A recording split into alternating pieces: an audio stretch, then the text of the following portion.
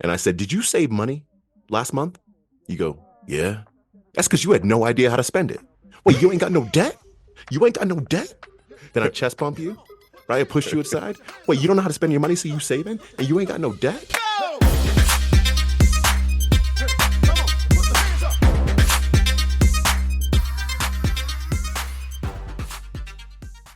This podcast contains the arguably witty banter of two friends, Skippy and Doogles, that like to debate about investing. The content is intended to be entertaining and for informational purposes only, not investment advice. You should do your own research and consult a financial professional before using any of the information in this podcast, and especially before investing. When I say listener, you say Male. listener. Male. God, you were slow. Like what? I What know. is the? Have you ever been to any sporting event ever? No. Nope. Any hip hop Except concert like ever? every week. Yeah. Hold on. Before this is a listener male dominated show. It's early in the morning or something, Douglas. I'm sorry. But I got a PSA first. I like to take the listeners behind the curtain. They deserve this. Ooh. Douglas, I knew how much you hated, loved, it's love hate with you for hotels.com. I didn't think you were going to take our off pod conversation and throw it in the pod just to get some jabs, just to get some public jabs at hotels.com. Impressive work by you. There is no such thing as an off-pod conversation. I'm starting to find that out. My life is on the pod, I tell you. So if you hang out with the Doogles, it could be on here. You worry about that. You worry about that. Let's just do a little sit down. I mean, are you okay? Hotels.com has really hurt you, I can tell. And is there anything else? Is there any other shade you need to throw at hotels.com? Not at hotels.com specifically, but the thing, I believe you know this about me, but maybe you don't. I am a creature of habit. Yeah. Oh yeah.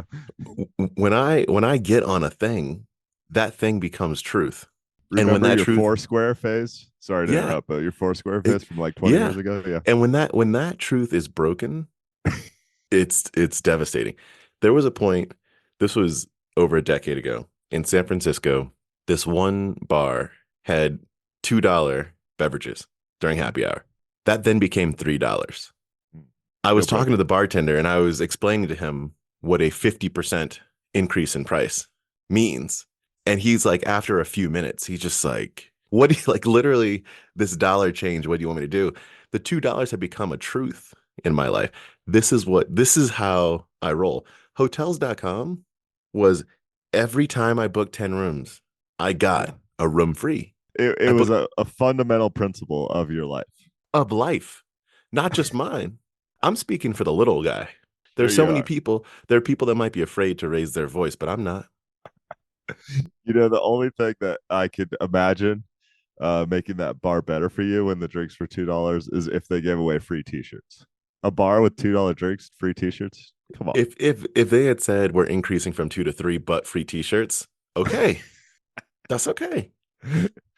Oh, There's so much listener mail. By the way, skippydoogles@gmail.com. That's where listener mail goes. Should we do the jingle or is it too much jingle jangle? no, we always do the jingle. Come on. All right, hit it. They fight and fight and fight and fight and fight. Fight, fight, fight, fight, fight, fight. The Skippy and Doogles show.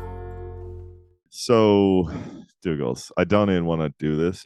This week's listener mail made me revise my note-taking process because I was so angry at this ridiculous article from The Economist.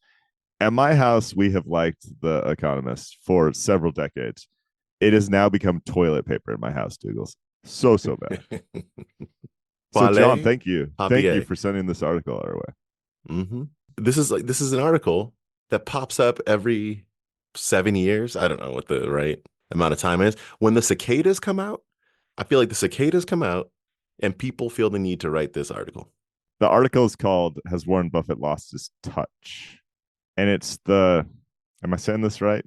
Schupner article in the Wall Street Journal. I'm not sure if that's the author. If that's like it's Schumpeter. Yeah. There's no one to really yell at. There's an email address at the bottom. But my frustration, it's fine when like the Wall Street Journal says, oh, editor's opinion, or I forget exactly how they phrase it, but there's like a governing body that occasionally writes a collective article. Yep. This one, no one really stakes their name behind it. And it's fine. I understand you're allowed to say this guy that's 94 years old that is revered as one of the world's great investors. You're allowed to like criticize him. I don't mind that at all. I don't think he's perfect, but it's just so weird. For example, they do things when talking about his performance, like pick a 14-year time period. Mm-hmm. Do you know why they pick a 14-year time period? Because it's cherry picked to make him look worse than he actually is. I think, and we can talk piece by piece, Douglas, but I think the article ends up saying like, well, basically it's over and you should invest somewhere else. And I think my high level concern there is like, this is Michael Jordan after he won his 4th title or maybe his 6th title or whatever. And you're going to tell me I should go pick a better basketball player? Like I'm not guaranteeing that Jordan's winning another title or Patrick Mahomes is winning another title. But I could do a lot worse than trust my investments with someone else. Is that really what you're telling me? Like, that's really what you chose to write a 7-page article about? I feel like Warren Buffett is, to most people, he's lore. He's a symbol. He's representative.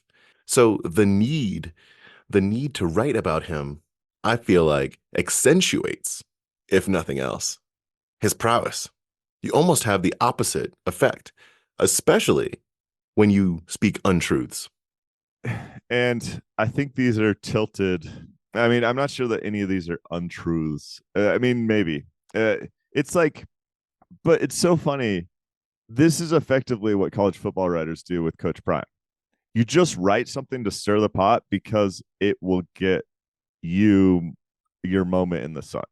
The only reason Buffett is mentioned in this article is because people might actually buy the magazine if you're throwing shade at Buffett. I'm going to give you a few specific examples and then you can get me off my soapbox if you want. The authors talk about investing in Berkshire recently, and they say basically if you put in money 10 years ago, you would have had tripled your money. That's a better investment than buying a house in America whose average value doubled about that same time. No, okay. I'm going to let you continue. But can we back up because you ignored the word that made this ridiculous? If you blew $200,000, how would you ever tell someone that they blew $200,000 and tripled their investment? Yeah, you're like, that's exactly. I skipped over that point because it's so blatant, but let's talk about it. The official sentence says, if you blew $200,000, I don't know why they picked $200,000. No idea. On one 10 years ago, you would have more than tripled your money. That is a better investment than buying a house in America whose average value doubled in that time. But it is roughly what you would have got if you put that cash in the S&P 500. If you had invested instead in Apple, as Berkshire did in 2016, you would be a millionaire nearly twice over. Okay, pause to break down all this garbage. This is one paragraph. If you blew, someone from The Economist is saying investing money is blowing money. Why? No, investing money well is blowing money. Investing money with arguably the greatest investor of all time is blowing money. And then they're not backing that up by saying, this is Skippy buying Intel over here. Oh, your money only would have tripled? That's rough. Then they tell you how that's better than real estate, which has been super hot during the same time. And then they say, oh, but if we pick basically the best performing stock during that time, Apple, you would have made way more money. The confirmation bias, the fallacies of backtesting are off the charts here. But you know what's even worse? I don't. Guess who bought a ridiculous amount of Apple stock at that same time? Berkshire Hathaway. Because the best investor to ever do it, or one of them, identified that was a huge deal, and he made money for you when you blew that $200,000 on him. What is happening here? It's because it doesn't count. The Apple purchase doesn't count. You know this is true because later, when they talk about Berkshire Hathaway's returns, they state it as excluding Apple, this is the returns. Yes, exactly they do. if you take my portfolio and you say, okay, if you exclude Dougal's best performing stocks, this is what the portfolio returns look like. Well, I don't even understand what kind of an argument is that? If you take away Jordan's best seasons, like he's Mhm. like Oh, the it's worst not even the basketball greatest player. ever. Yeah, Yeah, I mean, like what? seriously, if Yeah, he didn't win 6 titles, yeah. It's like what is even to your point? What is the point? But there are untruths okay, let's hear him. when it talks about the amount of profit that Berkshire makes relative to Microsoft, and it says they're triple. Microsoft makes triple the profit of Berkshire Hathaway. Untrue. That's just a that is a fallacy. This is the thing though. What people end up doing when they come out with pieces like this, and there's no point to it, you don't have to put your name on it. You just start saying things, and it's things that I'm picking on this one, and it's not that like Microsoft is an order of magnitude. It's probably like 2x, 2.2x. My point is that it's an easily it's like easily one of those things you could just get the fact right and it still has the same impact, but for some reason they feel the need to like push a little bit harder. I think people do this all the time when there's no point to writing an article. It's fair. I want to talk about a few more paragraphs, unfortunately, unless this is just too depressing. I mean, I almost feel like we're falling into the trap here of giving this garbage article too much time. When the authors argue that Buffett is over, they quote himself saying, like, size is a challenge for us. And we've talked about that a bunch on the show, right? They're Oh yeah. so big, they can't buy what you and I buy because it's not meaningful to their portfolio. Again, they go in to talk about all the brilliant companies that he already owns, like the second biggest railway, the third biggest auto insurer, the largest electrical utilities provider, et cetera, et cetera. Like this again shows that he has a brilliant track record. Then when they claim in the next paragraph that he's over, they talk about some of his poor purchases in the past 10 years. Again, like this is investing. The future is unknown. What happens to investors is you get some things right and you get some things wrong. He gets a lot more right than he gets wrong. He has a brilliant track record. Like I just don't get this. This then goes into the well, and if you exclude Apple from his recent performance, yeah, but Apple was his largest holding. Yeah. Yeah. It's largest holding and largest and best performing probably over this time period. The combination of those two things is pretty substantial. Then it gets into saying that Berkshire Hathaway is slowing down stock buybacks. It's buying back its own stock, which clearly shows that its stock is too expensive. No, it shows that a brilliant asset allocator, Buffett and team, buy back stocks when it makes sense for them. And right now, it doesn't make sense for them, likely because they think the valuation of their stock is on the high side of fair because he is such a brilliant investor and so many people want a piece of that. I would love to come to you, and I come to you with a scowl on my face.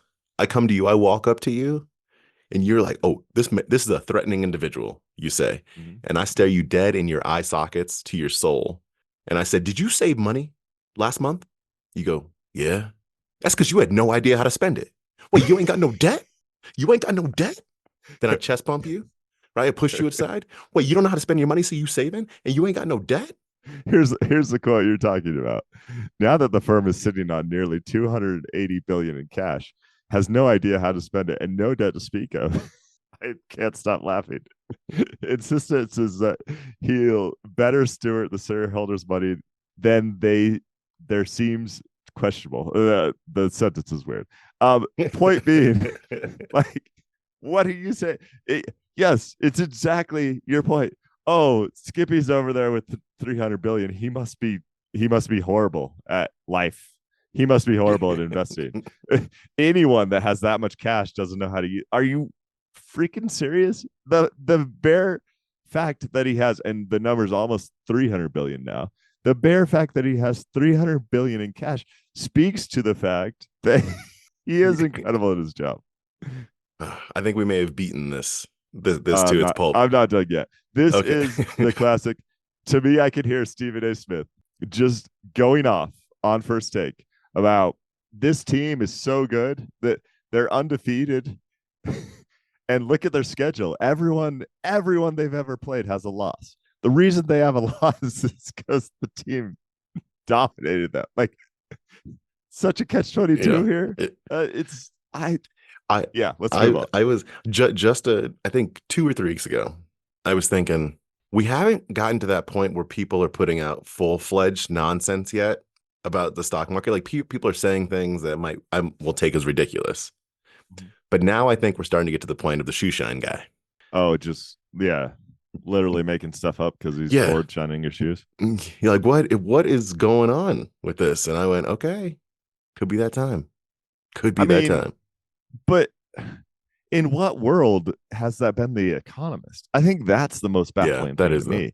Generally, it's well researched, articulate stuff. I always enjoyed the non-American perspective of their journalism, right? But this was bad. This was really bad. definitely not good. Continuing the listener mail, you want to go to Costco? Oh, let's co the cost. Let's co the cost. This organization is fascinating to me for a number of reasons. A lot of them are hit on in this here article, but I just think that it's how do I describe this?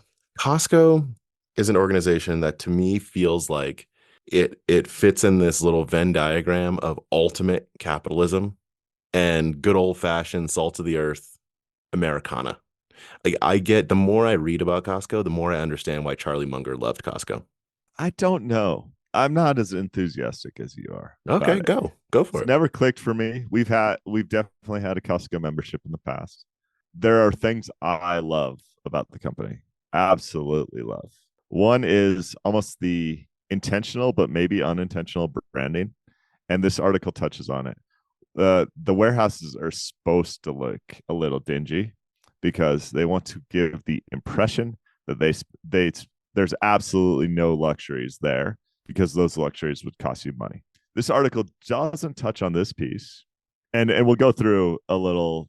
We'll talk about the article line by line in a little bit, but there's a classic Munger explanation of Costco where someone asked him, think of how much bigger the total addressable market could be if you didn't have the membership fee.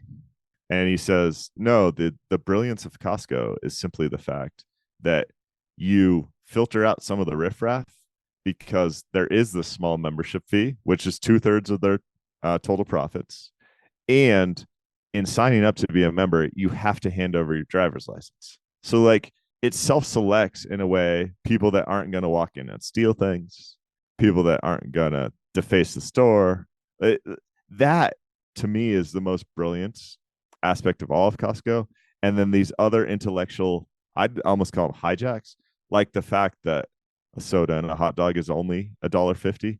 Even if they lose money on that, which it seems to be well documented that they do, it sets this mental price point of, oh my goodness, if they can sell me that for only $1.50, think of how low their margins are on the TVs and the cashews and the wine. I think it's just brilliant. That's my favorite part about the company for sure. Costco sells half of the world's cashews. I know that's highlighted for me too. What? But here's the Charlie Mungiest. That's a thing, being Charlie Mungy. The Charlie Mungiest quote from this. Everything was about trust. He would rather lose your business than your trust. This is about the original founder of what eventually became Costco. That is, can you get more Charlie Munger?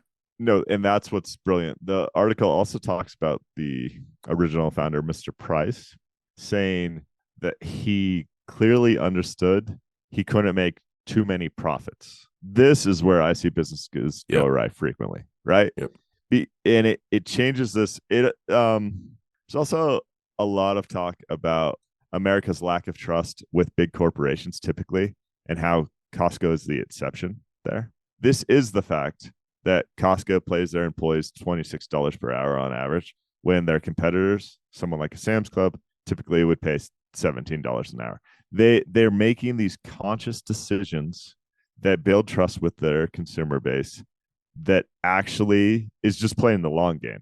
It That's means right. their longevity stays. It means they remain with high corporate trust, and that leads to spectacular things over the course of 30 years rather than uh, better things over the course of 3 years. It's brilliant. Love that part of it. So what don't you like? Gosh, I just don't. So it's not that I don't like anything. It's that I think this article does a really good job of highlighting some of the unique tactics that Costco uses, like scarcity, in terms of not guaranteeing that the deal you see on the shelf in February will be there in March, which causes people to make to buy things that they don't really need. I mean, I've been banned from our household or in our household from going to Costco because I once purchased, I'd say a good 20, 30 pounds of Afghan food because of a sample I had. Guess how many pounds we consumed in the household? 3. 0. The samples got me, man. The samples got me. Okay, a few facts, and then if there's anything else you want to get to, thanks for sending this article. It's always fun to read about Costco. Mr. Price thought when he first built like the original discount warehouse, a official membership based discount warehouse, he thought that the key to his business model would be basically client retention, how many people renew on a yearly basis. And as of today, 93% of Costco members renew each year. That's huge. I mean, Huge. no one else in the space gets that sort of retention. As I mentioned before, membership fees account for approximately 1.1 billion in revenues, which is 2/3 of Costco's total net income of 1.6 billion. There is one problem that I had with this article. Speak on it. When the author compares Yes. total revenue of the Kirkland brands to Nike and Coca-Cola. Yep. Let's just pull out the whiteboard and teach the author a little bit about investing. If I sell something with a gross margin of like 1%, it doesn't matter what my total revenues are, right?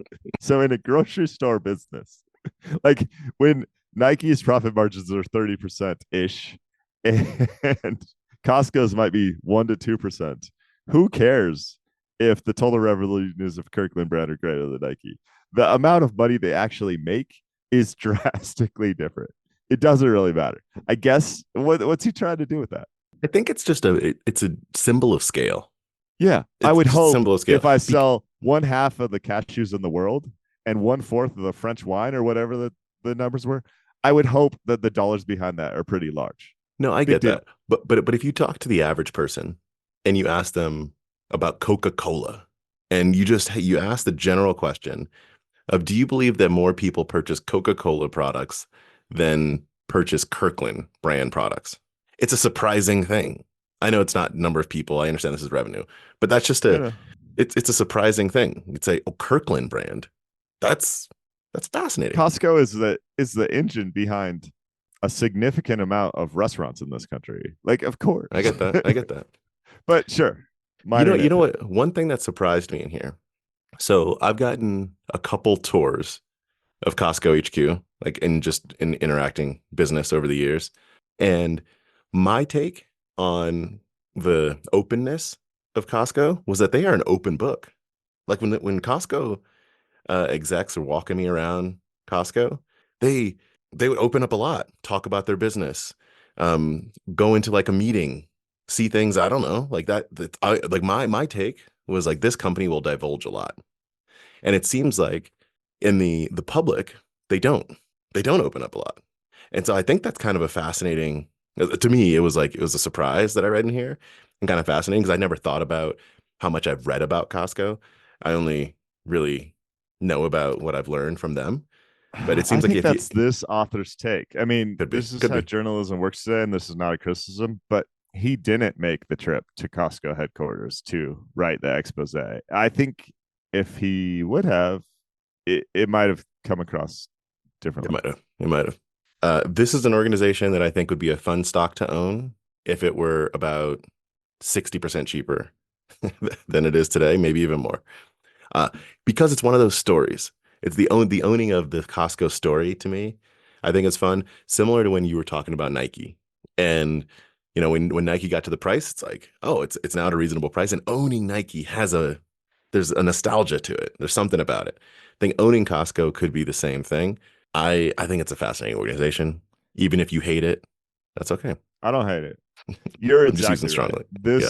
This to me is when I tried to buy Nike in like whatever 2010, or maybe it's earlier, maybe it's 2004. I don't know. But I was like, I really want to own this thing, but not at these prices. Costco's stock is not fairly valued at the moment. It is very expensive. And I know there's an argument for overseas growth or something, but ultimately, this is a very thin margin business. Yeah. And you can't be the grocery store for the entire world. You just can't. It doesn't work that way. So it'd be fun to, I agree with you. It'd be fun to own at some point. It'd be fun. Not today. All right. Can we talk about this app?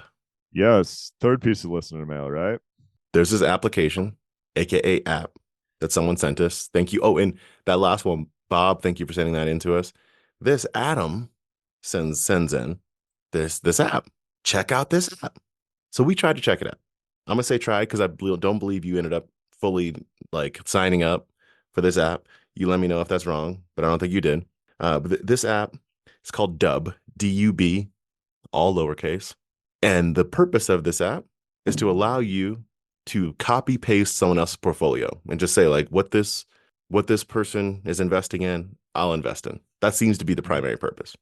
Why didn't you sign up? Mine's more complicated because I'm an OG when it comes to these ideas. I've been doing stuff like this going back to like at least 2010, and I have scars from how many of these companies have gone bankrupt and what it's done to my portfolio. I'll talk about that more in a second. Why didn't you sign up? I didn't sign up because this thing asked for my social security number. I'm gonna talk to you about building trust, people. So here there are two things that became flags for me. Two things. So first, I click, go, okay, get app.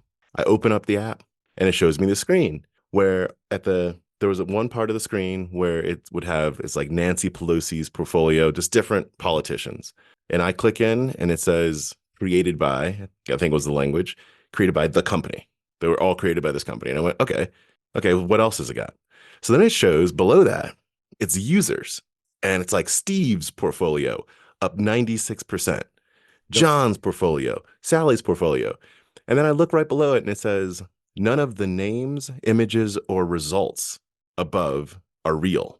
I went, okay, that's interesting. So that's the first point for me where I went, okay, I don't know why you wouldn't show any information there. So then I clicked to sign up.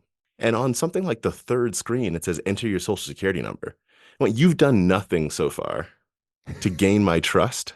So I'm going to give you I'm trying to figure out what this is.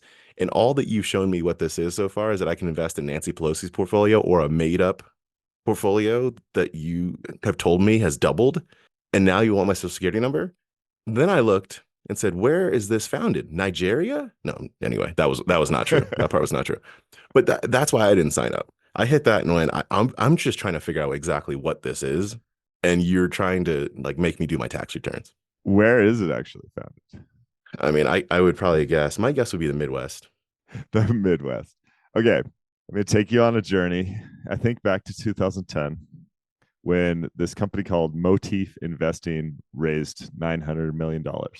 Very hot in the Bay Area. This is early times of Wealthfront. Does any of this ring a bell to you? Yeah, I mean, I remember Motif. I remember Motif. Okay. So Motif, basically this exact same idea. Not a cool app because it's 2010. And what Motif allowed is me to build my fund with my stock picks, rebalance as appropriate, do all those things. There were problems. One is that it would buy at bad prices. So you'd like rebalance your portfolio. So you did that on a yearly basis. It would take market orders and partial fill. And, the execution was never great. It was never like I was truly running a fund. But it was pretty cool in the fact that all my performance tracking was there, all my tax stuff was there, and people that liked to invest with me could just find my fund, hit buy, and I think it costs $1 a month or something. And they could track me as if I'm Nancy Pelosi in this example. Like, it's great. Motif didn't make any money. Their customer service dropped off drastically. They went belly up just this last week. Pershing in New Jersey is contacting me to say my orphaned account at Motif, which I took all the money out of long ago, had some dividends hit and blah, Oh, blah, blah. Like, I mean, a mess of all messes. And I've tried 3 other companies that with a similar tilt. The idea is amazing. Nancy Pelosi, I'm going to use her as an example, has incredible historical performance.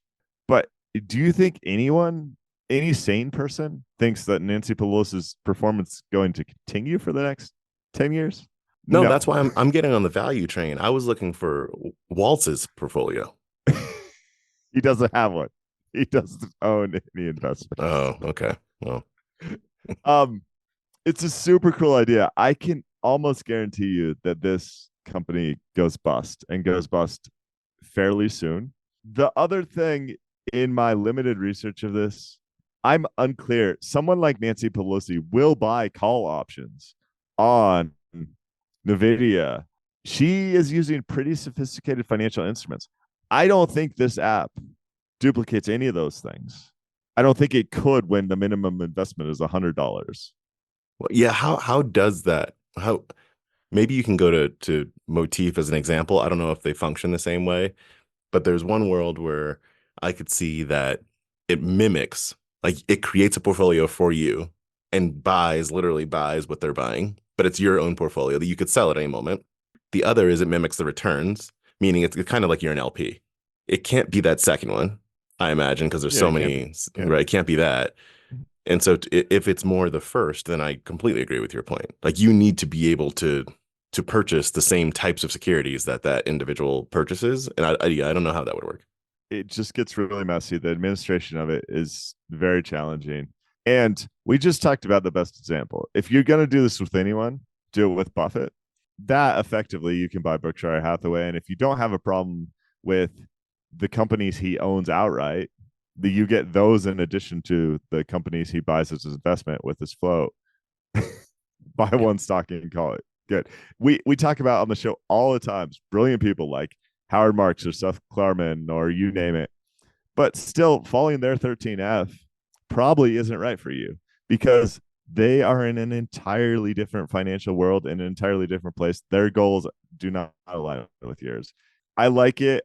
I'm still tempted to try it. What it costs $90 a year, but the only reason I'd spend the $90 a year is effectively to report back and say, this is a super cool idea. I understand why they raised venture capital for it. And there's no chance that this works long term. I just can't see it happening. I have too many scars there. I I'm looking on their website right now, and I think you should have more confidence. This is much more sophisticated and robust than I thought. I'll read you a couple things to give you a sense. Dub is a team of 20 passionate builders and operators. I mean, so that's that already huge company. It was founded in late 2021 by our CEO Stephen Wang, a 22-year-old Harvard dropout. So Harvard dropouts, let me go through the list here. We're talking Bill Gates, we're talking Mark Zuckerberg. So you've got 20 passionate people and you got dropouts. I don't know what else you need to give your money to this organization. They should, I mean, they should call Adam Nash, who was the early CEO of Wealthfront. They should call the Motif people and talk to them a little bit. It's just a lot harder than it looks. But by New all York, means, New York, by the way, is that where it's well, based. or I've seen Greenwich too. Oh no, it's Greenwich Street in New York. Okay. Listen, if you are a listener who uses a service, send us your report. And if you happen to work at Dub, send us an email too. We'd love to tell you how you're about to fail. That's a joke. But we will. Like that's literally what we would do. So it's a joke, but it's I not a mean, joke. So. we'll have a candid conversation. This is what is interesting about getting older, Doogles. You do have scars. I have scars about this idea that a 22-year-old could not possibly have. That's very true. That's why they have the gumption. You've lost your Which is great. forced gumption. And maybe they'll crush it and that'll be great for everyone. So I'd be remiss not to say thanks for the listener mail, guys. This is all good stuff. Unfortunately, one of the articles was trash, and but you win some and you lose some. What can I say? What do you got in the fishbowl? Just one thing, but I'll defer to you. You go first. I want to keep mine for the end of the show. I can't even remember what the heck you said that made me think about this, but I still want to bring it up. So you sent over to me this week a little video of our boy. I'm gonna get the pronunciation wrong, but Aswath Damodaran, NYU, Professor. valuation Yeah. guru. Valuation guru, right? He's very, very good, very sophisticated. You sent me this video of him talking about you don't need to have 10 baggers. You don't need to have 100 baggers. It's not about getting rich. It's about, meanwhile, just what, maybe 4 months ago on this very same podcast, we were talking about how he bought Nvidia quite early and has ridden that thing forever. This is like if Bill Gates made a video and was like, you know what? It's not about capital appreciation. It's not about getting wealthy. It's not about houses in the Hamptons. That's not what life is about. What life is about is appreciating family, and that's all. Meanwhile, this dude is driving his employees wild, making all that money and cheating on his wife. Like that to me, I'm like, Oswald, how you gonna tell me not to get a 10 bagger when you're sitting on like a 50 bagger right now? Well, this was an intervention I was having with you. All right. I mean, And it you didn't work. It can't got think me like this. upset. So first of all, credit what credit is due. This is from our friends at Validia Excess Returns podcast. Great folks, and they had the professor on the show and ask one lesson he would want to teach the average investor. And his lesson is the perfect intervention for Doogles, the momentum investor over there. It says like investing is about wealth preservation and growth. And if you're investing in a way that's not business like, just go to like crypto as the example. And I was saying, Yeah. I watched this one person buy the stock for $1 and now it's worth $2,000. If that's your approach, you're not investing, you're speculating. He does go on to clarify that he loves a 10 bagger, but he doesn't. His mindset when he makes the purchase is not this is going to 10 baggers, because if you do that, you find yourself stretching. You find yourself gambling rather than investing. That's the whole point. I think it's brilliant. Okay.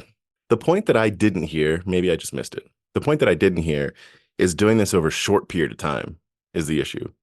You should absolutely get 10, 20 baggers over time. If what that means is that you just buy and let it sit for you buy high quality organization at a good valuation and let it sit.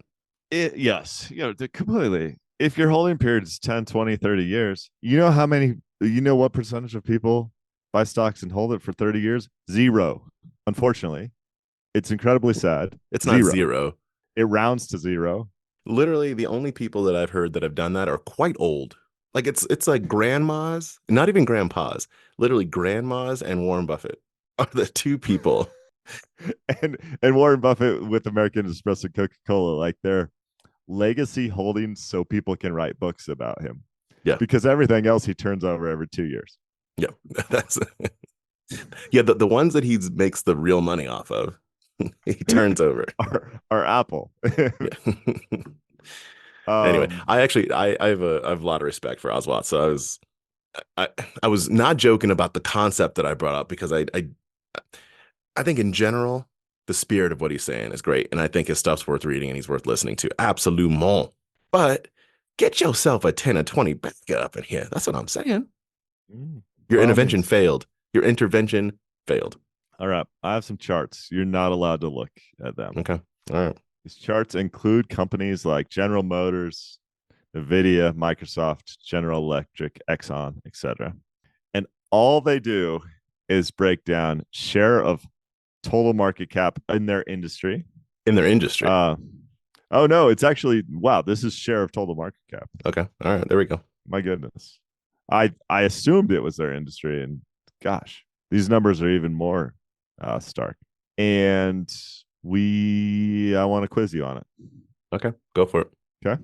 General Motors share of total market cap in 1955 is about 10%. Ooh, that's the top of that V. That's the top of the V, baby. 10% total market cap. Do you know what it is today? 0.01%. It rounds to zero. Yep.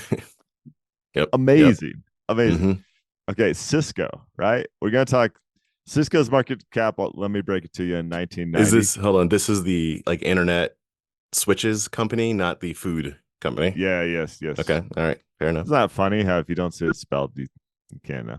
Yeah. So internet company here in 1990, their share of total market cap is zero. At the height of their powers, I want you to guess their share of total market cap. 6. Went up almost to 4, and Okay. today it's at basically 0.5%. Wow. Okay. Microsoft in the height of the .com bubble, about 4% of total market cap. Do you know what it is today? I think it's around the same, wouldn't it be? Maybe 3? 6.5. So Ooh. it's yeah. Wow. Wow. Profits have exploded too. All right, Nvidia, no surprise here. You actually know the answer because you know it's relatively the size of Microsoft. But Yep. for all of its history up to 2015, it was 0% of total market cap. Then in like 2022, it peaked at 1.5% or so. Currently trending at roughly 6% of total market cap. Apple's almost the same. Apple's is a Wow. slow trend up. But these graphs for like the companies that have died, for example, IBM. Any guess what IBM's share of total market cap was in like 1990? 1990. So that was when it started to break. Uh It's still a 8%. it's still like a dominant play. No, so 8% is a good guess, but that's only relative to today, where Apple, Microsoft, and Okay. Nvidia are like these So like monsters. The old 4%. monsters used to be like, yeah, it was Oh, 3%. It used to 3%. be like 3 or 4. Wow. Today it's like 0.3%. I mean, Exxon's the same. Exxon had a nice peak when Exxon was the largest company in the US and I think the largest company in the world back in like 2009.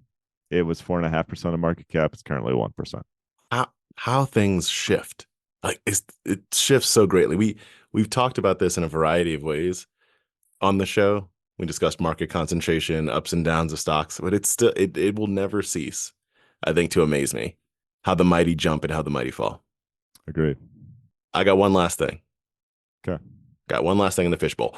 There was so Howard Marks has his memos. We bring it up a couple times a year, I'd say here on the pod. And there was a conversation. This is a podcast that goes along with the memo. Some of the podcasts are just reading the memo, and some are conversations with people. There's a conversation between Howard Marks and Morgan Housel, our boys. I thought my phone was fitting to explode when I hit play, to be honest, on this thing, because there's so much genius. There are 4 points I want to bring up for this. The first, the riskiest thing is believing there is no risk. I mean, Props. come on now. Props to that. This one, this is old school Howard Marks. Leverage plus volatility equals dynamite. Mm-hmm. One of the things that he's saying when he elaborates upon this is that if you're going to, and this is the opposite of what most people do. If you're going to use leverage, first don't, but if you're going to use leverage, use it with low volatility, safer stuff. Like lever up for low volatility stuff. Because if you lever up with volatile stuff, then you're basically betting on boom or absolute bust. Yeah, so I And wrote about this week. I you wrote wrote a about business you can ownership, write. believe it or not. And I sent you this chart, right, Doogles? It just shows in times of economic growth in the US, it shows wage growth versus the growth of the S&P 500. It's amazing. Yep. And basically all times, there was one exception. This goes back to like the 60s, I believe. In all times with one exception, the S&P significantly outpaces wage growth. This is not a surprise. Business owners take a ton of risk. They have to get rewarded for those risks. The chart conveniently does not show the performance of these two things during recessions, which is interesting. Yep. And you can look at this chart and you can see two things. You can see, oh my goodness, the black line, which in this case is the S&P, goes up way more than wages, like leverage, baby. Like I'm just gonna, whether it's equities or I'm gonna take out a ridiculous amount of money to try and buy a business that I operate myself, whatever. Like that line goes up. The more leverage I put on that line is good. But the thing you don't necessarily see or not as clearly because it's way zoomed out, is how much volatility exists in that business and equity ownership line. So Yeah. my take is hopefully more of a reasonable one. That's like, yes, I understand the value of business ownership, of stock ownership, of equity ownership, because owning equities is truly owning a piece of a business. And I understand that over the long term, I'm going to crush it if I invest money there, whether that's in a business I own myself or like the S&P 500. Yep. But that's not the place for leverage. This is Howard's point. That's dynamite, right? Yeah. You see it go up and you say leverage. No, you should be looking at the volatility and saying the volatility means it's dynamite. And if I can survive that, I don't have to worry about 40 years from now. Like I just don't have to worry. And to build on that point, these last two pieces are connected, and I'm gonna build on that too. Morgan's talking about you should have an asset allocation strategy that matches your psychology. What he says he hears people do instead is they quote unquote learn their lesson. So what he's saying is that you see that you might have gotten burned in the great financial crisis, right? Stocks go down. And you go, oh, but I've learned my lesson. So now when I sold, when everything went down, I now know not to sell. So I'm gonna do the same thing I did back then, and I just won't sell this time. And he says, no, if your psychology is such that you are someone that will sell during those times, don't quote unquote learn your lesson. Just have an asset allocation model that matches that. That you'll be you'll be better because maybe bonds are going up when stocks are going down, whatever it might be. But just have your asset allocation. I think that's smart. And then I'm going to go into this next one, which I think is so important when it comes to trying to understand your own psychology when drops happen. He says that when people think about stocks going down 20%, 30%, 40%, whatever the number is, a large amount. And when people are saying, oh, I wouldn't sell if that happens, it says you imagine that everything else is the same. However, stocks have gone down. What you don't imagine, and I'm going to bring this back to something you bring up all the time with individual stocks. What you don't imagine is that there's a reason that stocks are going down. It's because there's a terrorist attack, there's a pandemic, there are wars going on. And when you think everything's hunky dory except but now stocks have gone down, yeah, you're not going to sell. When you're afraid that your family might get sick and the economy is shutting down and Yeah. stocks go down, Or you're jobless because yeah, there's or mass you're layoffs jobless. or like yeah. Exactly. And this is what you talk about all the time with individual stocks. When you're talking about buying a stock that has great fundamentals but has gotten hit hard, you say, well, there's always a reason. It's not it's not like there's not a reason. There's some story that people have told themselves, whether that story is right or wrong, as to why that stock is down. And so to buy it, you believe that that reason will reevaluate itself. I don't know how else to put that. And there's a level of faith, I'll call it there. But it's not like, oh, the fundamentals of Nike are down. And actually, everyone is saying that Nike is a phenomenal company. Everyone loves Nike. It's just that its stock is down. Oh, Mm-hmm. people are saying this giant is over. Yep. Some people, right? Completely over. And Yep. so, yeah, They can't compete in athleisure and the cool footwear brands are yep, elsewhere. And completely. yeah. Nike can't compete with Kirkland. It's over. I mean, have you had the Nike cashews? Because they're no good. They are no good. Nike cashews. Yeah, I think that last point's really important. It's not just that you are trying to stick it through because stocks are down. You're sticking it through in a macro environment and maybe even in your own household where you could be under attack psychologically. Completely under attack. And I'm not sure how many of the listeners have been through this, but gosh, 95% of the time, I'm estimating here, when I buy a stock, I'll just use random numbers at $10 a share and it ends up at $5 a share. You know what I do? I buy more. And I typically buy twice as much or more because the only way I can reconcile the fact that, like, again, if the narrative hasn't changed and there's not fraud happening or something else, right? But if it's the same company and it's available half price, then that's an amazing opportunity. But every time I do that, it sucks. It's no fun Yeah, to purchase yeah, that. yeah. But I almost can't think of a time where it's turned out poorly. Yeah. That's all I got. All right, y'all. Thanks for the listener mail. Again, skippydoogles@gmail.com. We have a decent amount of premium subscribers, and we love you guys. That helps support the show. You get the show early on Sundays instead of Mondays, and you get special episodes from time to time. You can go to skippydoogles.supercast.com if you want to check out premium subscription options. Am I missing anything, Doogles? No, just thank you, everybody. Appreciate y'all. We'll catch you next week.